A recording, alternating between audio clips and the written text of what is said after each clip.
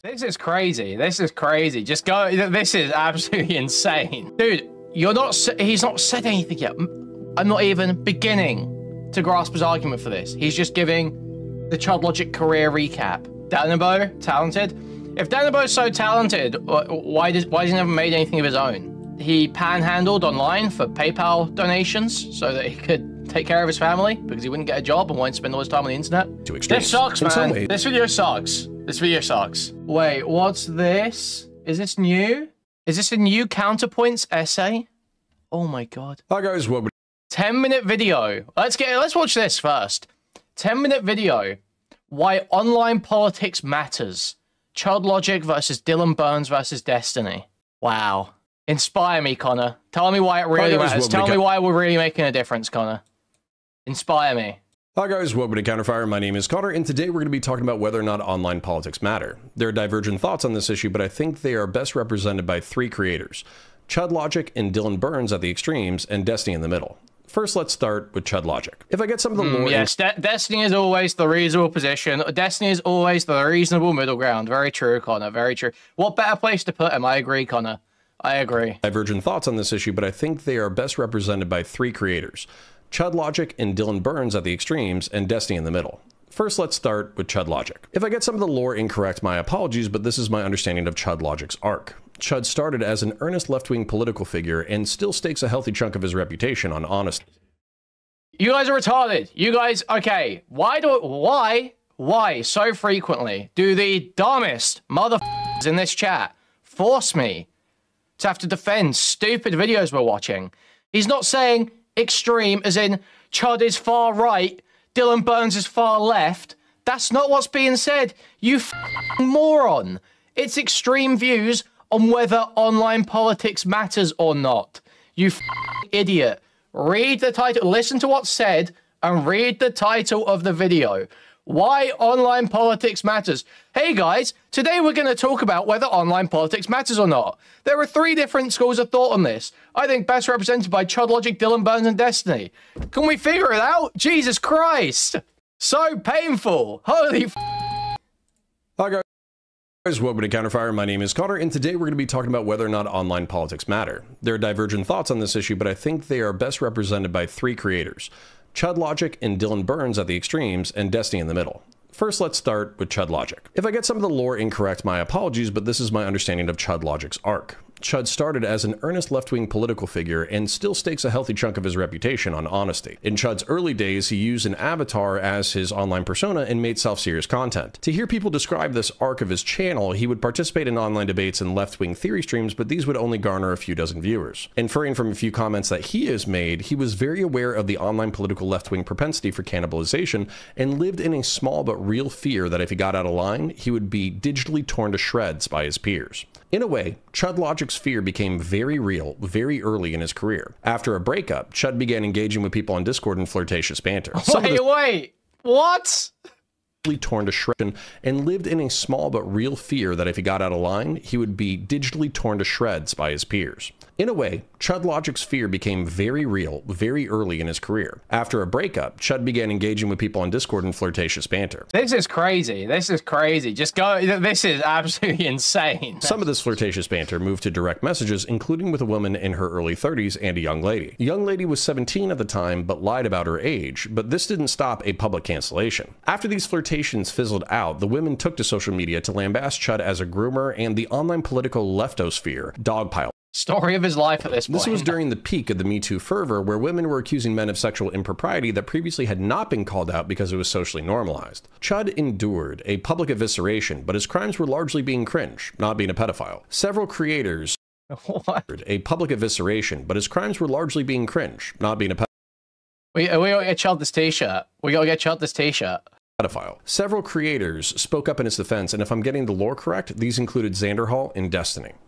The defense was that grooming a woman in her 30s is laughable. From the direct messages, it appeared that the woman engaged in flirtation earnestly, reciprocated the attention, and didn't object to it. In reference to the 17-year-old, there is of course a sensitivity to older men taking advantage of their age and experience to sexually recruit young women, but this wasn't the case. It was mutual flirtation that the 17-year-old participated in, and when asked about her age, she lied. There's of course something to be said for not flirting with strangers online, enthusiastic consent, and verifying the age of your potential romantic partners, but these are fairly boring and routine lessons learned online that get nowhere near to sexual predation. After Chud endured this cancellation over a personal issue, it seems he got bolder with time. He got rid of his avatar, started staking stronger standards. Bro, okay, we're 2 minutes in and none of this is explaining to me anything more about online politics and whether it matters. Please lay out a convincing case for this. Stances against left-wing dogma on social issues and created his own niche. As time went on, he drifted out of politics and made the realization not only did he like talking about drama more, but it was more lucrative. The edgy jokes he made as a political not only did he like talking about drama more, but it was more lucrative. I have to talk about Will on his channel quickly. I've seen him here. He has to be discussed. I saw him rear his ugly little head in Spicy Chat again last night. And it sickens me. It sickens me. As something of a narcissist myself, it sickens me. It disgusts me that this guy will go around and he will say things like, wow, yeah, my favorite author is Ayn Rand. I love The Fountainhead. It's the best book ever. I think it should be every artist's Bible. All things he said, by the way. All verbatim quotes from Willen's channel. Okay. So this is something he said. Yet he is a fucking wedding photographer. I don't know if he's actually a wedding photographer. He's like a sound guy or something. He's like an engineer gimp for events. He's like a wedding photographer, okay? It's part of his channel. He's a fucking wedding photographer. And when he was making his own stuff, it was all sucking off other people. Most popular video. This is his, I can't remember what the building's called, that Howard Rourke designs. This is his skyscraper, Howard Rourke skyscraper, okay? This is his magnum opus, 31k views, and it's about other men. It's about other men. It's saying how great other men are. It's even got a quote about, dude. Bro. One day, you have enough fans. It is just praising other people. Ayn Rand, Howard Rourke would never do this. Will, do you think this is the art Howard Rourke was talking about? Do you think this was the vision Howard Rourke was talking about? Do you think this is what he meant when he designed a skyscraper for a company and then they bastardized the design, so he fucking blew it up? When he that woman because he knew she wanted it and she knew she wanted it. Do you think this is what he meant? Will? No, it's not. Is it? You fucking retard. This is pathetic. This is worshipping someone else. And yet he actually sees himself through these terms and will actually suck off the Fountainhead. To actually be every artist's Bible. Dude, you're like a total conformist. You're like the biggest, like, worthless conformist in the fucking world. You are a complete imitation. Like, you imitated Mr. Girl's lighting setup. And you're on Destiny's dick like crazy. It's pathetic. Anyway. Stronger stances against left-wing dogma on social issues and created his own niche. As time went on, he drifted out of politics and made the realization not only did he— Atlas Shrugged is not better. Atlas Shrugged is not better than Fountainhead. You're retarded. Like talking about drama more, but it was more lucrative. The edgy jokes he made as a political commentator now became routine on his streams, and he cultivated an audience that loves blood sports, sexual degeneracy, and creator implosions. Since then, he has snowballed that into a successful drama commentary career, going live 5 days a week for 5 to 8 hours at a time, responding to the drama of the day. This has ballooned his channel from a few dozen live viewers to between 1,000 and 2,000 live viewers a day, depending on the spice and players involved. He has broken 45,000 subscribers on YouTube, with routine content breaking 10,000 views and large dramas being many times that number. He has a solid foundation on which to build a YouTube career, and barring any drug addictions, major sex scandals, or burnout, he's on an upward trajectory to be a star in the commentary community. With this success, though, has come a nihilistic view of content. Chud Logic was amongst an entire generation of political commentators who did not make it. Here are a series of examples. DJ Mule, a left-wing creator who tried to go full-time by orbiting Bad Buddy and making a drama video on Xander Hall, quit and went and got a real job. Xanderhal, a Vosh orbiter, has fallen out of orbit and struggles to make ends meet. Demon Mama, another Vosh orbiter, had a debate with Vosh, orbited him less, created content within her niche, but then stopped creating content because of a personal drama. Keffels, a creator who used to dwarf Chud Logic and called Just indeterminate personal drama. Just a personal drama. him a pedophile during the drama, was revealed to misappropriate tens of thousands of dollars from a GoFundMe, and after a brief stint fighting her critics, quit the scene. A lot of these creators were self-serious, had a massive ego, delivered subpar entertainment products, and as a result have floundered where Chud Logic has flourished. Not only that, but several of them remarked on Chud Logic's shift in content, accusing him of abandoning his principles in order to make easy money. Chud has largely embraced these memes. Dude, he's not said anything yet. I was watching this, I was here for the argument about why online politics matters. We're almost halfway through the video. I'm not even beginning to grasp his argument for this. He's just giving the Chud Logic career recap. Often remarking that every dollar he makes in his channel is going to him and his editor, and they will be spent frivolously. This is compared to creators who advertise that a part of their revenue is going to charitable and political causes to attract more donations. As a result, if I can paraphrase poorly, Chud believes that there are hundreds if not thousands of self-serious political commentators who will never make it. They're not entertaining enough to have a career. They drag everyone down with their content. They take everything, including themselves, way too seriously. And even the biggest players in the game have minimal impact on national level politics. Which brings us to Dylan Burns. Dylan Burns comes from the same generation as Chud and studied and commented on geopolitical events. He built a small but zealous following around this topic, but his most popular content was panels.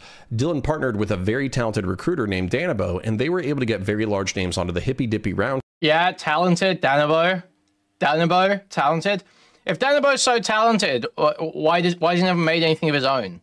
Really makes you think, doesn't it? Game have minimal impact on national level politics. Which brings us to Dylan Burns. Dylan Burns comes from the same generation as Chud and studied and commented on geopolitical events. He built a small but zealous following around this topic, but his most popular content was... Yeah, he's got loads of talents. He used to make that tier list.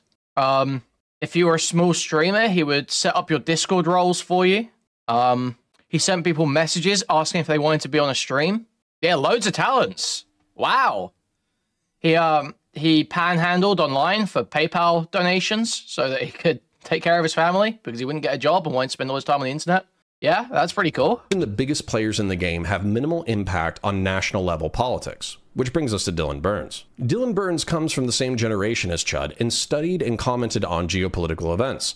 He built a small but zealous following around this topic, but his most popular content was panels. Dylan partnered with a very talented recruiter named Danabo, and they were able to get very large names onto the Hippy Dippy Roundtable panel show. Dylan was considered the best moderator in Twitch and YouTube politics because he had a predictable rule set, he balanced the show between entertainment, blood sports, and actual commentary, and only interjected his opinions at the very end of the show. The Hippy Dippy was very popular, but after peaking with large shows involving Vosh, Destiny, Shoe on Head, and others, Dylan seemed to be disillusioned with his own product. The political commentators were always entrenched in their respective sides. The commentators would either lie or be— This shit putting me the fuck to sleep, bro. This shit putting me to sleep. Get to the point, buddy. Be wrong about the facts of the matter. The commentators would resort to name-calling and misrepresentations to win points with the audience, and all in all, it didn't seem like much change between the beginning of a panel and the end of one. And these were 3.5-hour long slug matches. Dylan had worked on local campaigns and councils and didn't see much overlap between the smack-talking pundits on his shows and the real-world politics he was engaged with. When Russia invaded Ukraine in spring 2022, Dylan didn't want to sit on the sidelines anymore. He wanted to see geopolitical reality up close, personal, bloody, violent, and horrifying, and so he flew to Ukraine. Using his continued political commentary and loyal audience members as a backstop, Dylan embedded himself with volunteers in the Ukrainian conflict and has traveled all over the country. He's been shelled multiple times, nearly lost a team member to mortar shrapnel, documented the lives of civilians and military members, and displayed the efforts of volunteers to help mitigate the misery of war. While this isn't as popular as the debate Blood Sports he previously hosted, he has garnered almost universal— He also completely humiliated himself trying to kill a slow black guy while pretending to be gay.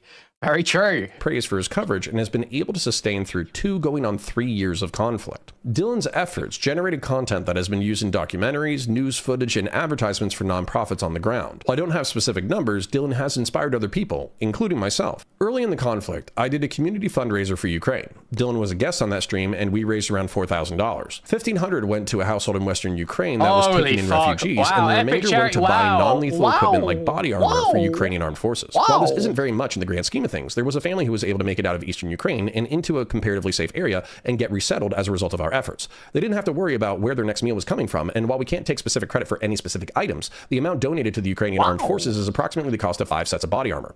I recently received a message from a gentleman in the United Kingdom who was also inspired by Dylan's efforts and took in several young people seeking refuge. He's effectively roommates with a small family of young people who get to live Dylan's efforts and took in several young people seeking refuge. He's effectively roommates with a small family of young people who get to live a normal life in the UK, reducing the pressure on their mother country for war and resettlement.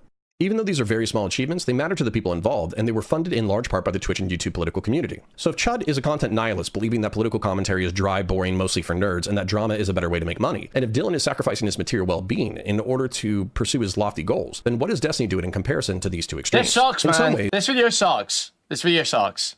I'm nowhere near convinced on online politics. I'm 7.5 minutes in. It's unfair to make this comparison, but life is unfair, so that seems about right. Stephen Bonnell, also known as Destiny, is a cornerstone of the Twitch and YouTube political scene, and many of the biggest creators on both platforms have had some run-ins with him at some point, including both Chud and Dylan. Destiny succeeded as a video game streamer, but then moved into the political debate niche and has capitalized on that to the tunes of millions of views and millions of dollars. Destiny also capitalizes on interpersonal drama, where many of his debate arcs can be viewed as him getting friendly and personal with various political communities, debating them viciously, thus making bad blood, and then relationship implosions as a result. Destiny has been accused of being a sociopath for this pattern of behavior, but the metrics don't lie. While living a personally nihilist hedonist lifestyle, he has paid his success forward in a variety of ways. Destiny self-funded electoral canvassing events in the state of Georgia, personally costing him tens of thousands of dollars. Wow, epic canvassing. Whoa, poggers, hacking poggers. Canvassing events in Nebraska, costing him tens of thousands of dollars, and eventually had the campaign he supported distance themselves from him due to his controversial nature. Destiny's community, DGG, has financially supported an orbiter named Ukrainian Anna, a girl who lives in eastern Ukraine, who has helped facilitate getting non-lethal gear for Ukrainian troops, including trucks and all-terrain vehicles. Destiny joined with the political action committee Progressive Victory, and in my opinion was a large engine for their canvassing operations that over the course of a year resulted in 1.6 million voter contacts. These efforts have been individually stressful to Destiny because while he can afford the cost monetarily, translating the cash into real-world impact is easier said than done. Destiny has now repeatedly said that he wishes to create a media operation parallel to the Daily Wire that focuses on a more liberal message to compete in the alternative. Yeah, it repeatedly said that for like the last fucking 4 years, we know. Media space. So what can we learn from these examples? I want to give you 2 parables I live by and hope that you will too. First is a German proverb that says, if the world were to end tomorrow, I would still plant an apple tree today. This thought process requires a faith and hope for tomorrow that encourages you to do what you believe to be right, even if the world is a messed up place, transitory in nature, and is filled with malevolence and tragedy. The second parable is about a young boy who is throwing dried up starfish back into the ocean. What? An old man walks by the young... What are we doing? Now we've got dog shit like AI anime on screen. The second parable is about a young boy who is throwing dried up starfish back into the ocean. An old man walks by the young boy and says, there are thousands of them. There is no way you can save them all. What you're doing doesn't matter. Undeterred, the boy picks up another starfish and hurls it into the ocean and replies, it mattered to that one.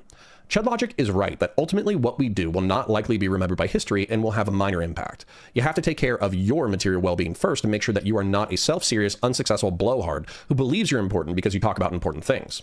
I think that Dylan is right that a lot of politics and online politics specifically is hot air that doesn't really result in much, and you must get closer to important events and care enough to try to impact them in order to find purpose. I think Destiny should be a case study that, once successful, translating your success into philanthropic impact requires intention, intelligence, a high degree of effort, and ignoring critics who themselves do nothing. To quote the late, great Booksmarts, another orbiter who has fallen to the sands of time, what you do when you're small is what you do when you're big, so do the right thing all the time. Become a YouTube member or Patreon supporter at patreon.com/counterpoints. I appreciate you. Catch you in the next one. Godspeed. Ignore criticism. Ignore criticism. Oh yeah, ignore criticism. Co-signed by Brianna Wu. At patreon.com/counterpoints. Sounds right. I appreciate sounds you. about Catch right. you in the next one. Godspeed. Sounds about right. Makes sense.